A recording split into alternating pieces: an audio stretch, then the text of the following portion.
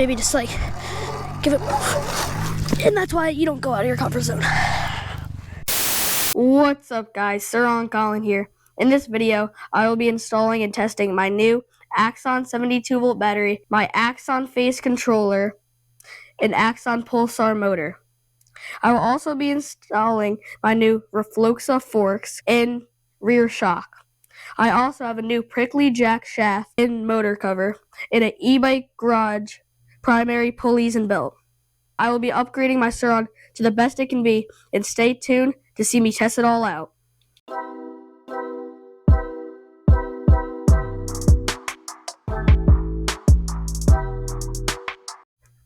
Alright, so first we start with taking the battery out. We're going to take off the front fender. We're going to cut my number plate off. Alright, so now I'm going to take off my throttle. Since it's an FX, all I have to do is loosen these two screws. Just like this. And then just pull it right off. So now I'm going to take off my prickly handlebars. All I have to do is remove these 4 screws.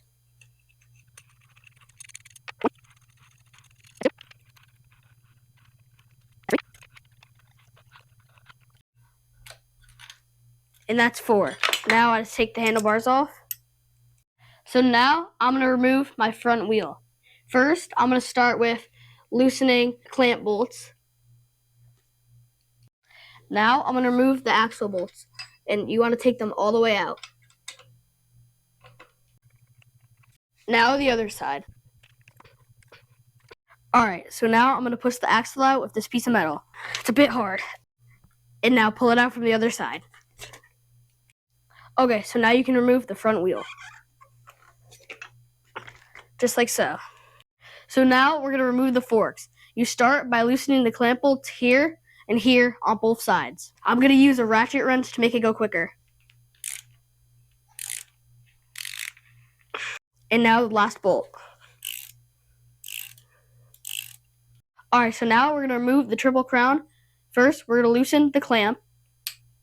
And now you remove the post bolt. So now that everything is loose, the crown can be removed.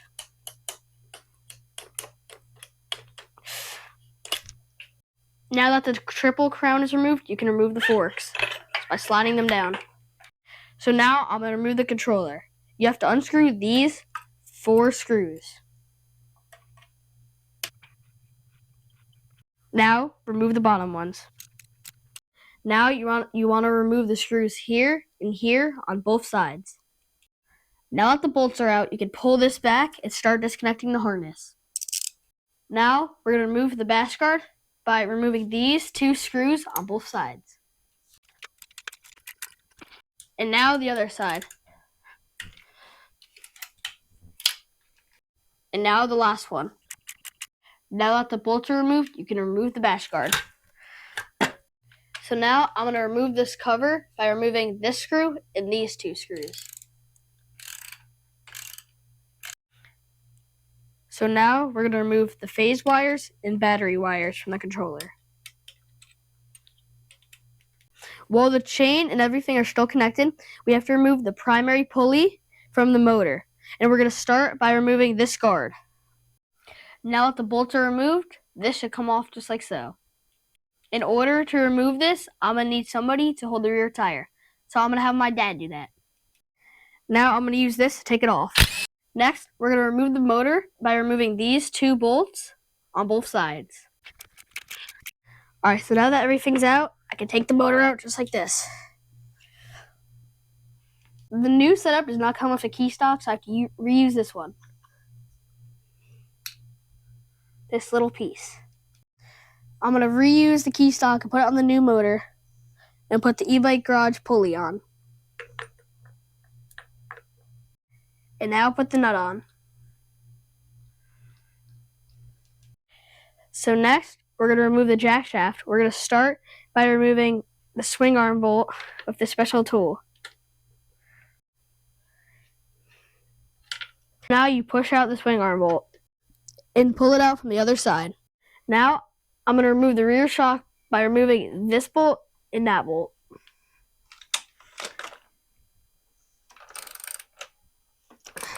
Alright, so now that the bolts are out, the shock can come out. Now you can remove the jack shaft cover by unscrewing these bolts. Now we're going to remove the rear wheel by taking out the axle bolt. And now we're going to give this a little tap. Now I can remove the tire. Now you can remove the jack shaft. I don't have a proper jack shaft tool, so I'm using this vise to take off the sprocket. The prickly jack shaft comes with a new wheel seal, so I'm going to knock this one out and put a new one in. Instead of wrestling an alligator on camera, we installed the jack shaft. Now the motor and primary drive are all installed. I put the chain back on also, so now I can tighten the primary pulley. Me and my dad are tired, so we're going to cap it off for today and pick it back up tomorrow. Alright, it's day 2. We're going to get back to work. We're going to install everything in no specific order. Let's get started. Now that the Loctite is applied and the pulley is tight, I can add the prickly cover. Now all I have to do is tighten these 2 screws. Now we're going to start assembling the front end. I have to cut down the fork tube because I'm using a direct mount. So now that we cut this end off, I have to file off this end and we can start assembling the forks. I packed the bearings with fresh grease and installed the triple clamps. We just installed the prickly handlebars. All we have to do is tighten them now. That's good. Now the forks are installed. Now we're going to start installing the tire, but first we have to remove the rotor and put the spacer in between it. So now I'm going to remove the last screw and take the rotor off. Now I'm going to install the spacer. Now that the spacer is on, I can install the rotor. While installing the front wheel, we realized that the e-bike garage brake guard does not fit with the forks, so we had to use a regular spacer. Now that we installed the jack shaft cover, we can start installing the rear shock.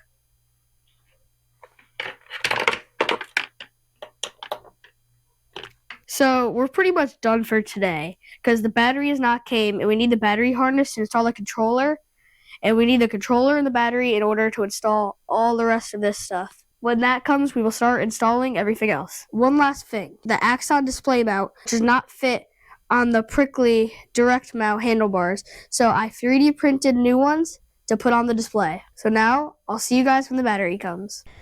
Alright, so I put the battery on and did everything else. The bike looks hella sick with the shock, the battery. Battery's a little plain, but it still looks nice. This thing's a beauty.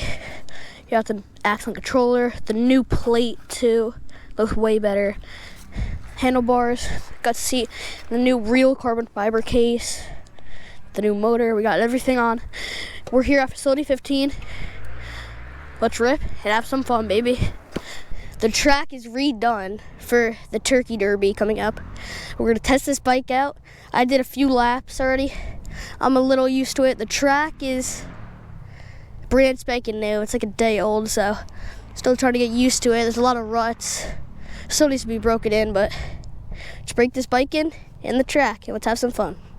Alright, so this is actually recorded like a week after when I was supposed to go, because we had to figure out all the settings when we were here, and it was too much work to do while here. So we're back, the track's done, and let's look at this nice Axon screen. As of right now, I'm in D2, which is 13 kilowatts. There's reverse, neutral, and drive. As of right now, I'm in neutral. I'll show you guys reverse real quick. You just go backwards pretty much. It's pretty cool. And there's obviously drive. There's 3 modes you can put on the display. You can change them how you like. You can change the throttle and all that. As of right now, I'm in D2, which for me is 13 kilowatts, 72 volts.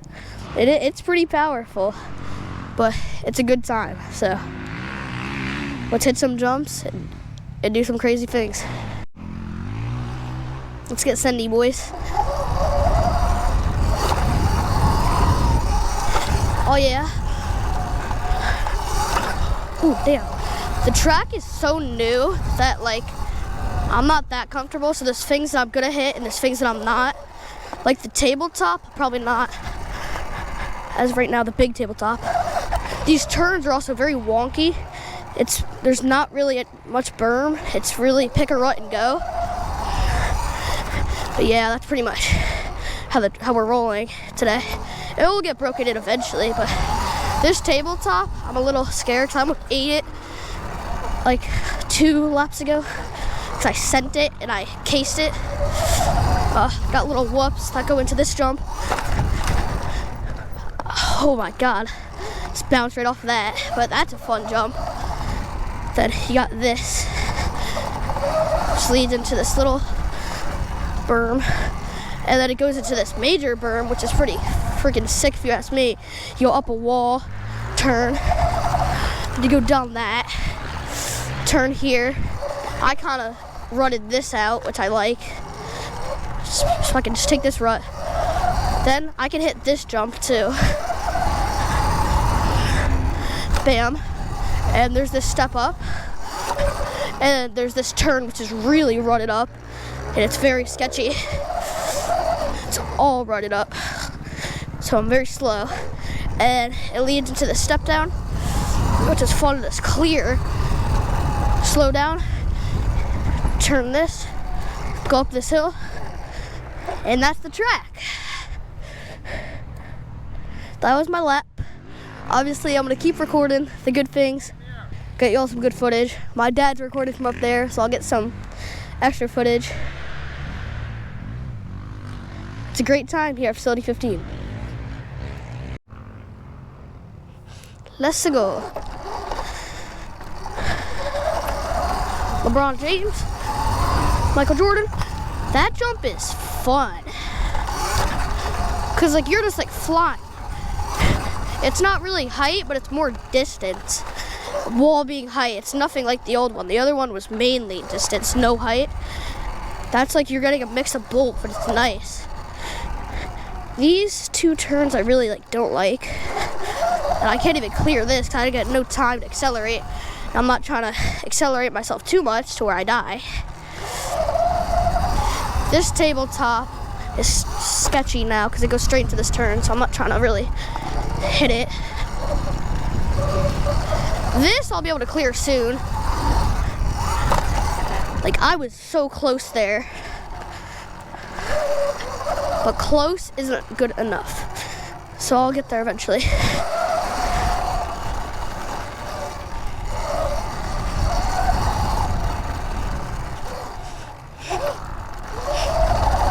That turn is very sketchy.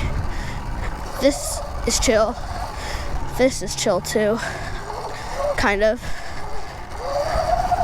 Still a bunch of ruts over here, so I kind of go through. Holy crap, my foot just came off the pegs. Step up. I kind of do a mix between this berm and that thing, and then you get stuck in Rut City over here. And this is a step down. Then the turns. And that was my second explanation if my first one was retarded. The tabletop, I'm still too scared to really hit. I'm still getting air. I'm gonna stop trying to clear it or get too close. Last time I gave it just too little and I almost ate it. There you go. I finally cleared that. You have to brake really hard going into that turn. That's really sketchy. Oh my God. I just bottomed out, dude. Holy crap. Whew, that's nice. I gotta get over my fear and hit the tabletop though. This part's sketchy but fun, but it's also a little challenging to turn on.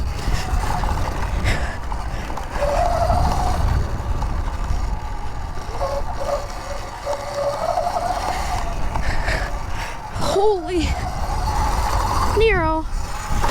Damn, that was beautiful. Oh, and I don't remember if I mentioned, today's the first day the new track's open. Oh, I almost fell. Well, it's not really new, it's the new design. The old pit bike track's gone forever, sadly. Oh yeah, here's the good jump. Then you jump that. Alright. Whoopity, whoopity, whoopity. Jumpity. Oh, that run needs to get out of that way. That is straight in my path. And that's why I didn't want to do that, because I just bounced hella hard. And of course, every time I bounce, my dad doesn't see it. He doesn't believe me that I'm bouncing. Hey, well, at least it's on camera. But it's not as bad as I remember, so I think I can deal with it probably. Now I'm gonna try to shape this out still, just like that. And I'll just clear that jump, baby. See? Let Colin cook, 'cause I know what I'm doing. I need to grow up and just hit that table, honestly. I'm being a baby. But like, your strongest enemy is yourself, honestly. That's all I can say. I've grown the balls to hit everything but that. I don't know why. I've been able to hit it. Oh, now I'm officially clearing that because I made that better. Oh, try to send it. Fuck it, fuck it, fuck it.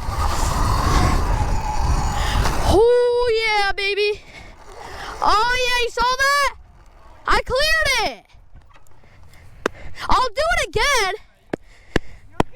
I can do every jump now. Baby, yeah. Oh, yeah, baby. And clear that one. Oh my God. I also forgot to mention, I was the first one ever, other than the owner's son, to ride on this track. So I was the first guest ever to ride on it. And I'm also the first guest ever to clear every single jump on the track. So I guess you could just say I'm him, best motocross rider in the world, you know. It's all jokes. But yeah, I was the first one to do all that, so it's pretty cool, I guess.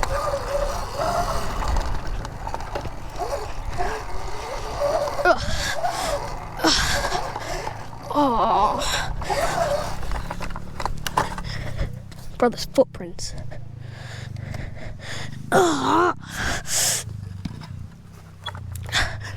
Alright, let's get back out there, baby.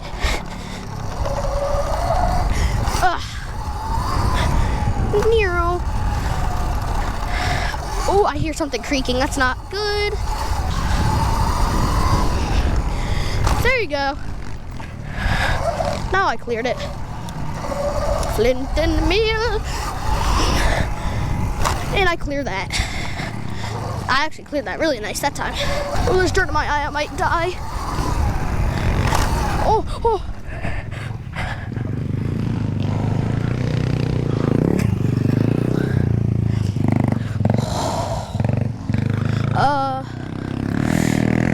That's not good. I think I made a oopsie.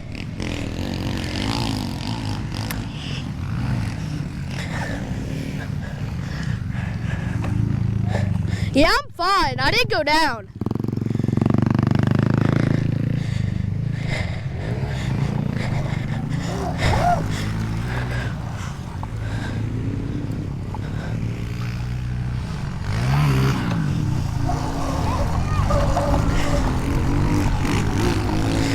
So if anyone's wondering what just happened, in the air, my finger slipped off the brake and I couldn't get on the brake in time and I just went through that berm.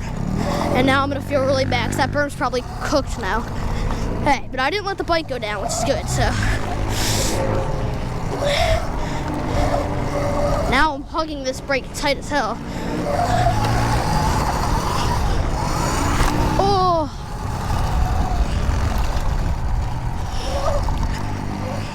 Oh, Jesus Christ.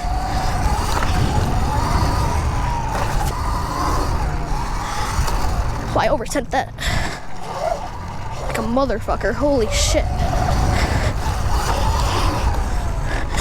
I cleared that, but I landed really bad. I should have used my brakes on that. And the thing about me is I'll either undersend it or oversend it. Like, I'm either gonna not clear it, bounce and almost die, or I'm gonna send it too much to where I landed a wheelie, not even on the downhills, on the flat.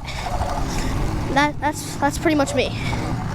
trying to get myself out of my comfort zone on some of these turns here. I think that's the only way I'll get good. So maybe just like give it, and that's why you don't go out of your comfort zone.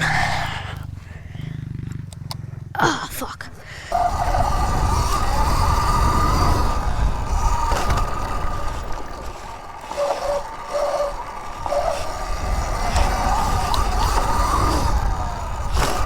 Oh, I cleared that. Let's go.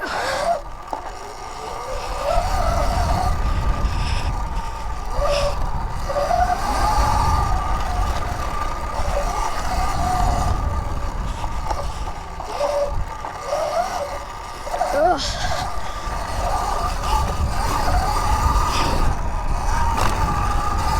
That was perfect, dude. Oh, that stuff up hurts every time.